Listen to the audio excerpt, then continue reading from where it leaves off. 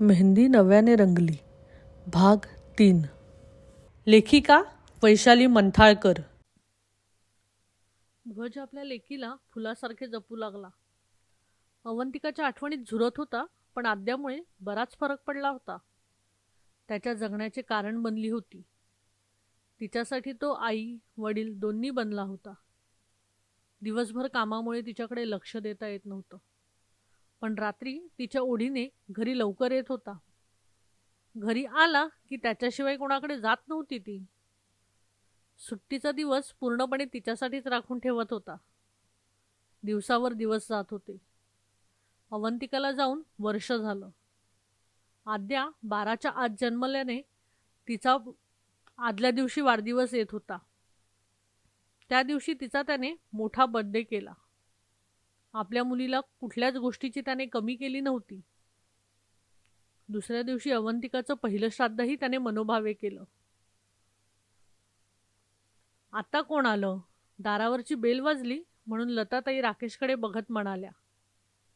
रात्रीचे 9 वाजले होते आणि ते नुकतेच जेवायला बसले होते.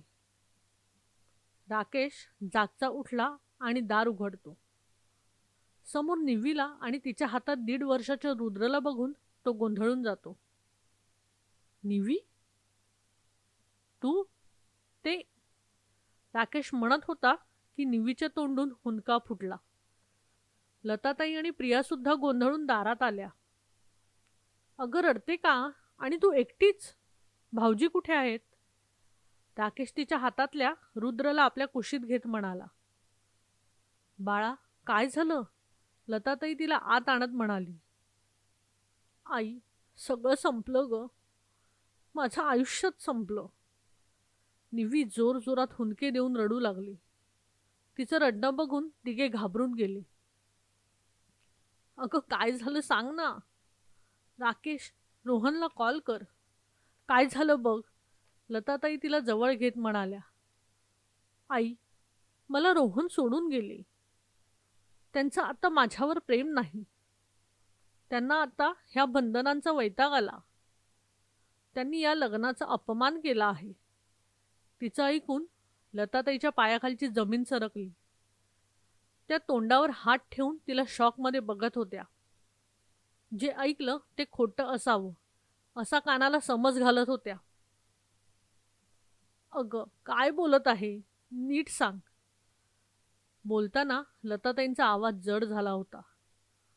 घाबरून पुढचं ऐकायची भीती वाटत होती.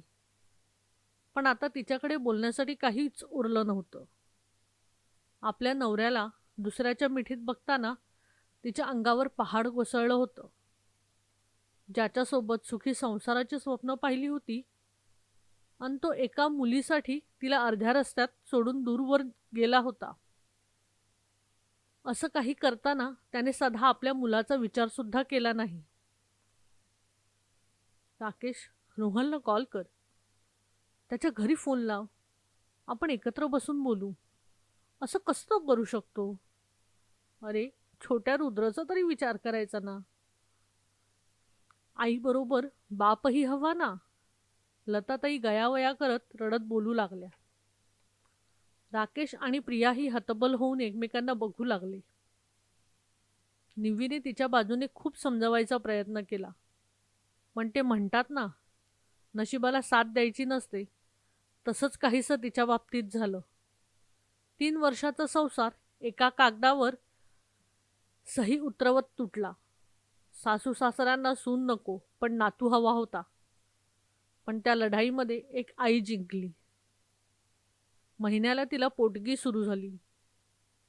महिन्यातून एकदा रुद्रला भेटायला सासू सासरे किंवा रोहन येत होता. हळूहळू महिन्याचं आता 6 महिन्याला भेटणं होत होतं. थोडे दिवस प्रियाला निव्वीबद्दल सहानुभूती होती, पण ती आता कायमची इथे राहणार म्हणून डोळ्यात खुपत होती. हळूहळू छोट्या गोष्टी बोलून भांडण काढणे, काही काम न करणे, रुद्रवर चिडचिड करणे, वरचेवर चालूच असायचे. निव्वीला तिच्याबद्दल कसंही वागू दे, काही फरक पडत नव्हता, पण आपल्या मुलावरचा राग सहन होत नव्हता. पण घर सोडून जाणार तर कुठे? तिच्या आईवडिलांनी विश्वासाने ज्याच्या हातात हात दिला तो तर तिला सोडूनच गेला. तिचं आपलं असं फक्त आई आणि भाऊ. एवढ्या मोठ्या जगात एकटी जगणार तर कशी होती? आणि अशी वेळ येईल तिने स्वप्नातही विचार केला नव्हता. एका मुलीचं लग्न झालं तेव्हा ती सासरची राहत नाही ना माहेरची.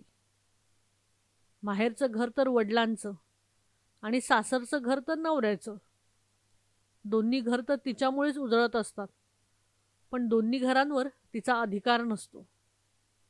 पण समाजाचा हा नियमच आहे. तिला स्वतःचं नाव असलेलं घर कधी मिळतच नाही. माहेर आणि सासर दोन्ही घरांसाठी राबणारी तीच असते. तिच्यामुळेच दोन्ही घराला रोषणाई आलेली असते. तिच्यामुळेच तुळशीतला दिवा लुकलुकत असतो, पण दारावरची पाटी तिच्या नावाने कधीच झगमगत नसते. बाहेर नोकरी करायला जावे तर ते वहिनीला पटत नव्हते. तरी तिने 6 महिने बाहेर काम केलं, पण कामामुळे घरी उशीर, त्यात वहिनीचे नाही नाही ते चारित्र्यावर आरोप, घरच्या कामाचा सगळा लोड आईवर, मग वहिनी भावामध्ये वादविवाद. आपला तर संसार नीट फुलला नाही. आपल्यामुळे दुसऱ्यांच्या संसारात फूट नको म्हणून मग नोकरी सोडून कायमची घरात बसली.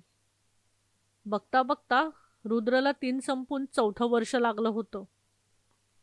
रिया आणि रुद्रमध्ये 6 महिन्यांचा फरक होता, म्हणून दोघांना एकत्रच स्कूलमध्ये घातलं. राकेश चांगल्या कंपनीत चांगल्या पोझिशनवर असल्यामुळे पैशांचा कधीच तुटवडा आला नाही आणि निव्वीच्या वडिलांचीही पेन्शन मिळत होती. खाऊन पिऊन सुखी होते.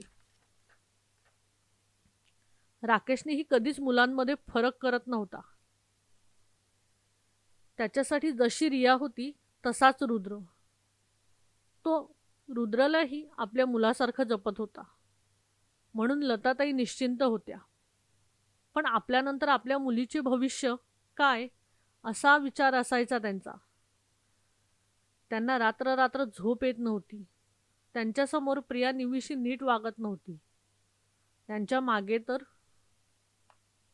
तर मंडळी, अशाच वेगवेगळ्या कथा ऐकण्यासाठी आणि त्याचे नवनवीन अपडेट मिळवण्यासाठी आपल्या चॅनलला लाईक करा, सबस्क्राईब करा आणि शेअर करा.